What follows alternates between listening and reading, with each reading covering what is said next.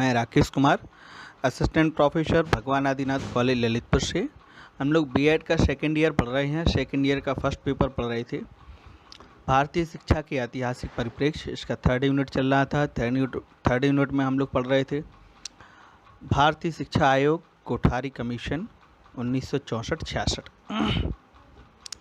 इसके अंतर्गत हम लोगों ने कल तक भारतीय शिक्षा आयोग को जाना था, इनकी रिकमेंडेशन को जाना था, और कल हम लोगों ने प्राथमिक शिक्षा के लिए क्या सुझाव थे इनके, इन पे चर्चा की थी।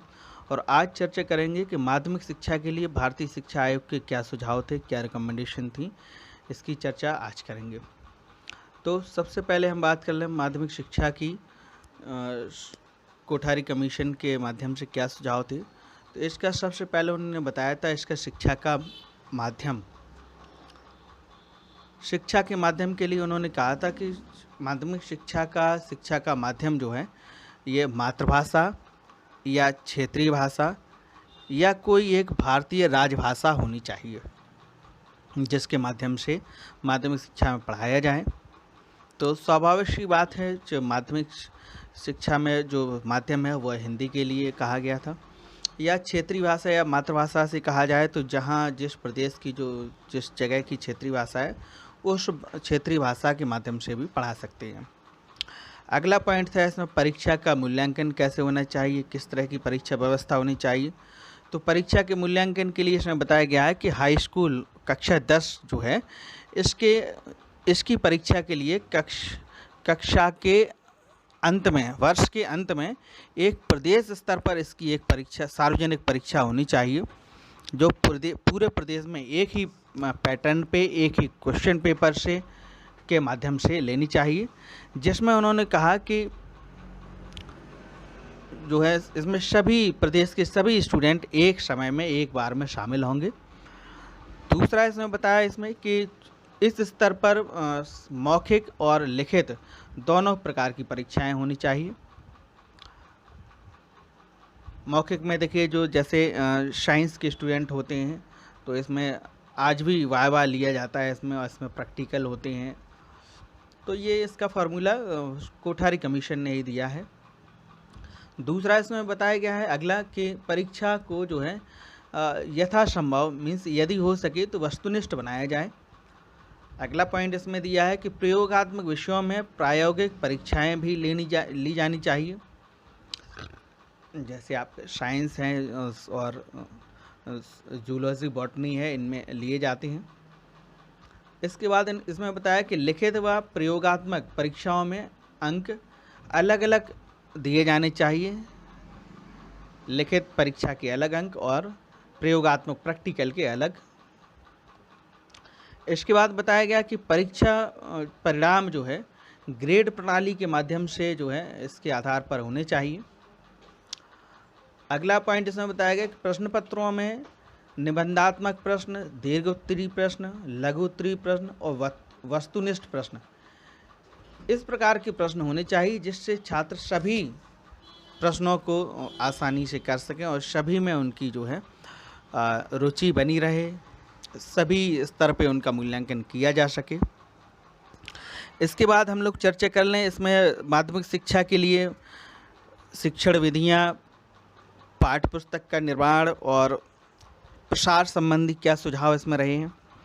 तो इसमें बताया गया कि सभी जिलों में सबसे पहले तो पर्याप्त संख्या में माध्यमिक विद्यालय होने चाहिए। इसके बाद माध्यमिक शिक्षा के लिए सभी वर्गों को समान रूप से अवसर प्रदान करने चाहिए।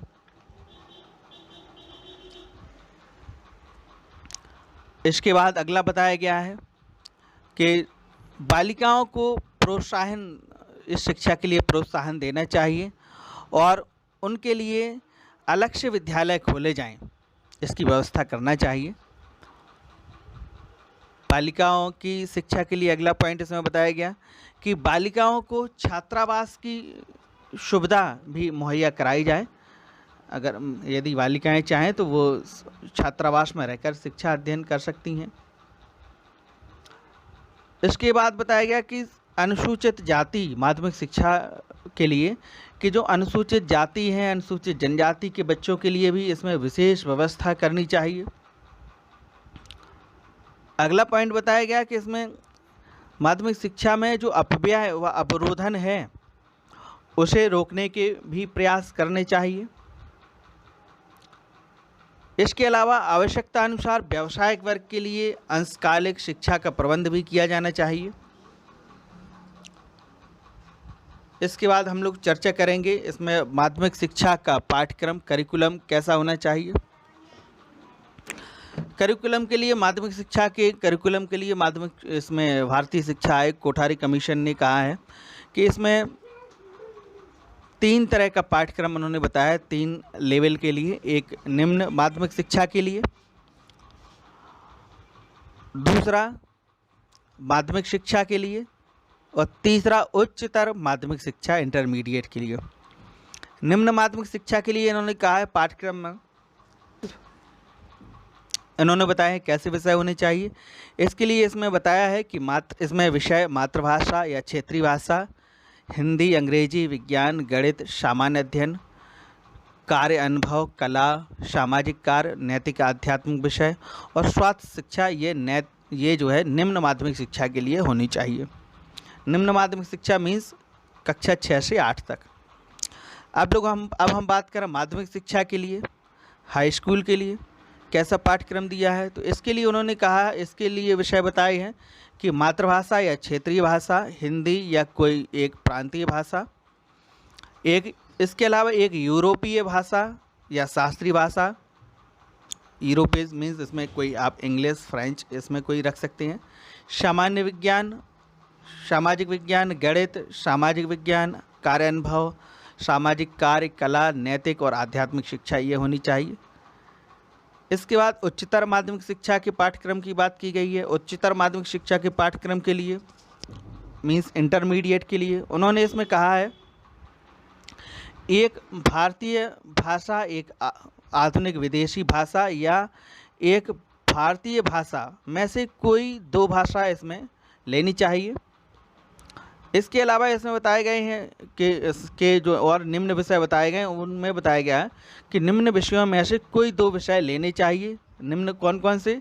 इसमें बताया गया भौतिक शास्त्र, रसायन शास्त्र, गणित, कला, इतिहास, भूगोल, मनोविज्ञान, समाजशास्त्र, तर्कशास्त्र, जीव विज्ञान, गृह विज्ञान, अर्थशास्त्र और भूगोल शास्त्र। इनमें से कोई 2 विषय लिए जाएँ। तो स्वाभाविक सी बात है कि जो साइंस ग्रुप के बच्चे होंगे वो साइंस के दो सब्जेक्ट लेंगे, भौतिक शास्त्र, रसायन शास्त्र और जूलॉजी बॉटनी का एक ग्रुप ये बनेगा। एक मैथ वाला जो रहेगा वो मैथ और फिजिक्स केमिस्ट्री लेगा इसमें, और जो कला वर्ग से रहेंगे वो कला वर्ग वाले विषय रहेंगे।